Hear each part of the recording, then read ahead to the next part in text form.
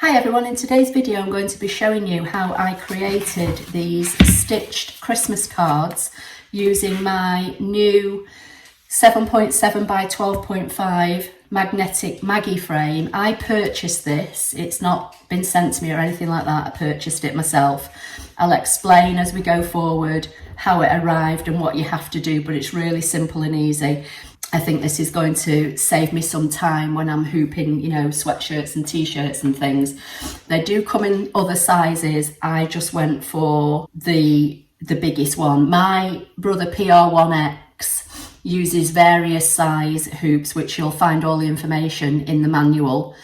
But the biggest frame is what they call the 8 by 12. So I went for the biggest magnetic Maggie frame to try out. I will be getting some others. I want to get you know, a smaller one as well, maybe something equivalent to a 5 by 7 or something like that. But for now, this is my first purchase and I just thought I'd show you, and I would stitch out some cards and, you know, just walk you through the process. So if that's something you're interested in, please keep watching. Hi everyone, in today's video I'm just going to show you my new magnetic frame that I've just purchased. This is called a Maggie frame and it's like an alternative to the magnetic mighty frames or hoops that you see a lot of people use. It came with the brackets separate, so you have to put the brackets on yourself, but basically it came all packaged with the hoop together. There was a little package that was like wedged in between the top and bottom hoop that's got the screws in and a little screwdriver. And then in a separate packet was the brackets or the arms. This is my regular 8 by 12 hoop for my Brother PR1X. And I mark my hoops with a sticker to remind me which way into the machine that my hoops go. So basically I just got this out and I looked at the frame and I screwed these onto the Maggie frame in the same orientation. So this little notch cut out is top right on this side and it's bottom left on the left hand side. So that's how I put mine together, and then again I've put my sticker on it so that I know that this is the way it's going to go into the machine. So the magnetic frames come in two halves, so you have to have the white border face up on the top frame, and then if I flip it over on the bottom frame, the white border is face down. I'll just separate these are very, very strong magnets, so I'm just going to pull this apart. You'll see on the bottom frame there's this little bump out. This has to be facing you, so as you load this into the machine, this has to be nearest you, and then the flat bit at the top goes to the back of your machine. And as I say, basically what you do, you put this down, the plain green side up and the white markings face down. You get a piece of stabilizer, put that over the top. I've not got the hooping station or anything. There are, you know, stations for when you're hooping sweatshirts and t-shirts that you can put this frame into, and then you just slide your clothing over the top and then you just attach the top frame. I've not got that, so I'm just doing it on a flat surface. What you can do if you want is just tuck the stabilizer underneath so it, you know, it doesn't look, or it doesn't get in the way. And then all as you do with this, you simply bring this in and snap it down, and that's it. And that's it then, hooped and ready to go into the machine. So the one that I purchased says it is 185 millimeters by 315. So 315 by 185. And as far as I can remember, that's the internal measurement, not the actual measurement of the hoop itself. And in inches, that's 7.7, so 7 3/4 by 12.5. Put my regular 8 by 12 hoop on the top, you'll see it's more or less the same. So your stabilizer would be in here, and this is your internal measurement. It does come with assembly instructions, which are very easy, and it also shows you what other sizes are available. Some people call this the 8x13 frame. So the maximum hoop size for the Brother PR1X is 8x12. You can't stitch a full 8x12. You always stitch a little bit less.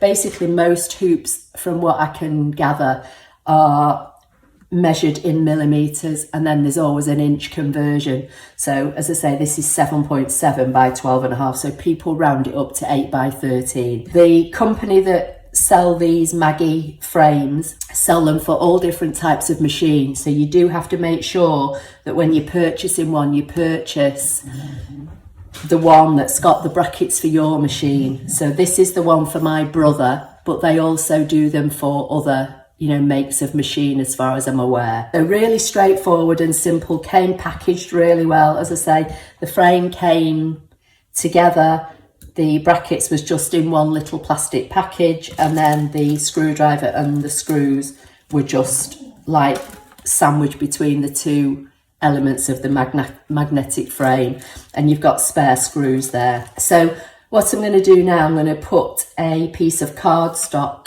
on here, and I'm going to show you how I've been making some stitched Christmas cards. Okay, if you can hear Eddie running around, as usual, he always starts running around and creating when I start talking to the camera.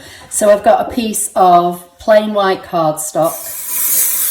Just going to use some temporary adhesive. Just going to put this in the frame. Now, one thing I would say is that this A4 piece of cardstock fits perfectly in my regular Brother frame, but here, as you can see, because the internal measurement is a little bit less, it's not fitting flush in the bottom, but it doesn't matter because I've still got enough space to stitch my design. Whenever you are using any off-brand frame, no matter what brand you buy, if it's not the brand for your machine, you always need to trace your design before you stitch it out, okay? So I'm just going to call up the design, which is on my USB stick, and it's a very simple design that I'm stitching out. I'm only going to stitch one this time, but I have been doing two at a time in my frame. I'm going to move the design over to the left so it just stitches in the left half of the piece of the card, and that way I've got a piece of card left over that I can use for another project. I'm going to press Embroidery, the frame in, and it's locked in, okay? And now I'm just going to trace the design. So I'm just going to, on my screen, I'm just going to use the regular trace. I don't need the laser line. That's going to show me where this is going to lie. Stitch.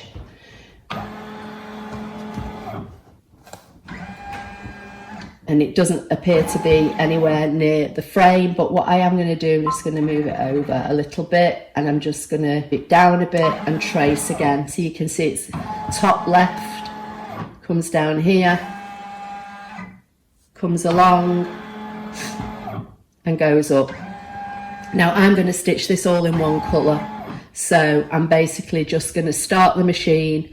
I might put this on fast forward and I'll come back and show you when it's all completed. So I'm just going to press lock on the machine and start.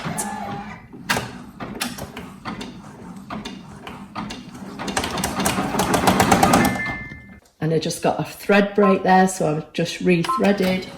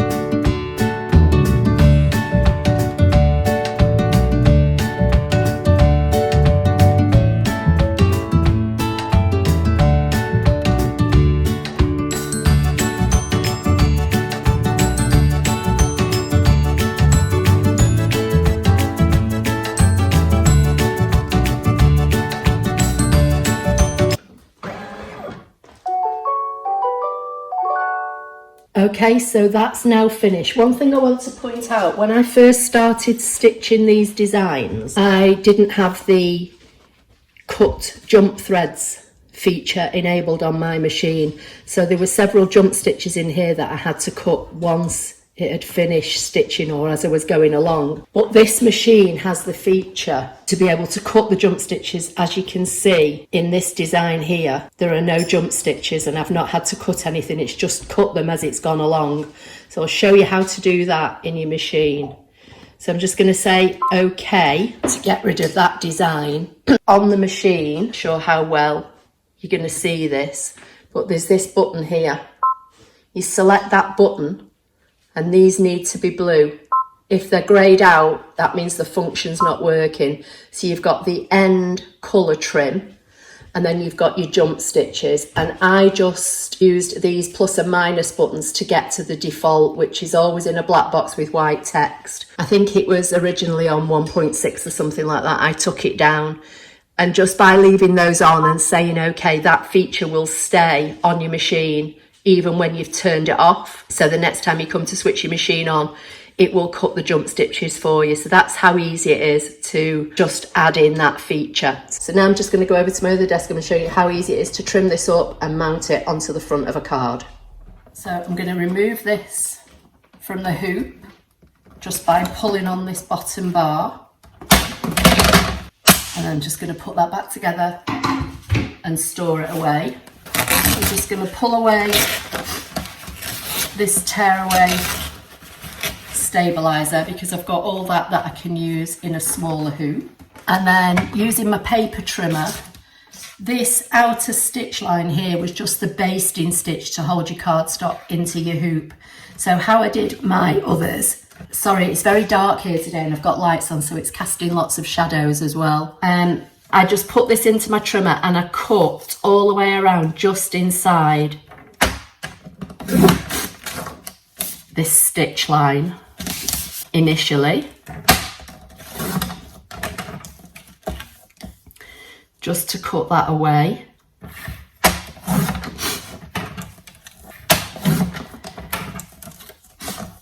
So that's what I'm left with.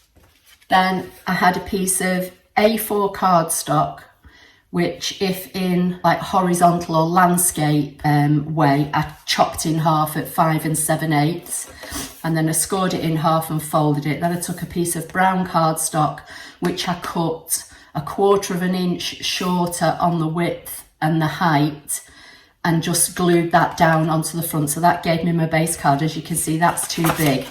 So then from here, I think I took 1/4 inch off each end. Let me just try that and we'll see. Yeah, and then I took 1/8 inch off each side, which I think gave me the size to fit on here. And then I just got some double-sided tape and I cut 2 long pieces. You can tear any excess stabiliser away if you want, but I left most of it on, to be honest. And then I just cut 2 pieces of double-sided tape. I just burnished that down, peeled the paper away and stuck that onto the front of my card. And that's how I made these cards. Now, when I first started off, I was doing them in 2 colours. So I was doing a red border and doing everything else in brown, but I decided that I actually like them all one colour. Plus it makes it quicker because all you have to do is just keep pressing start, you know, when it stops for a colour change. And then I've just mounted them all the same. And that's how to make a stitched Christmas card using the Maggie frames. So I hope you found that helpful. Please give the video a thumbs up. Don't forget to subscribe and I'll see you in the next video. Thank you.